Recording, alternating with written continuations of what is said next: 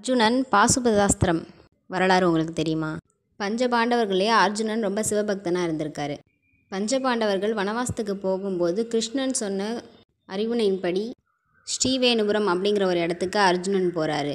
அந்த மூங்கில் வனத்தோட அடியில் அக்னி வளர்த்து ஒத்த காலில் நின்று அர்ஜுனன் சிவபெருமானை பூஜிக்கிறார். இந்த செய்தி ஒற்றர்கள் மூலியமாக துரியோதனனுக்கு தெரிய வருது. சும்மா இருப்பாரா துரியோதனன்?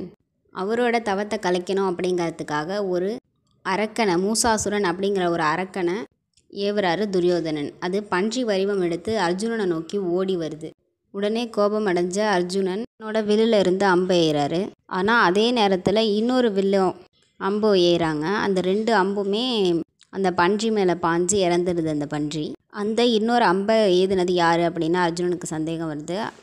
அது வேடர் குலத்திலேருந்து ஒருத்தர் தான் அந்த அம்பை ஏந்திருப்பார். அது வேறு யாரும் இல்லை, சிவபெருமான் தான். ஆனால் அது சிவபெருமான்னு அர்ஜுனனுக்கு தெரியாமல் 2 பேருமே வாதம் பண்ணுறாங்க. நான் தான் அம்பை எய்தேன், இல்லை என்னோட அம்புன்னு 2 பேருமே சொல்லி சண்டை போட்டுக்கிறாங்க.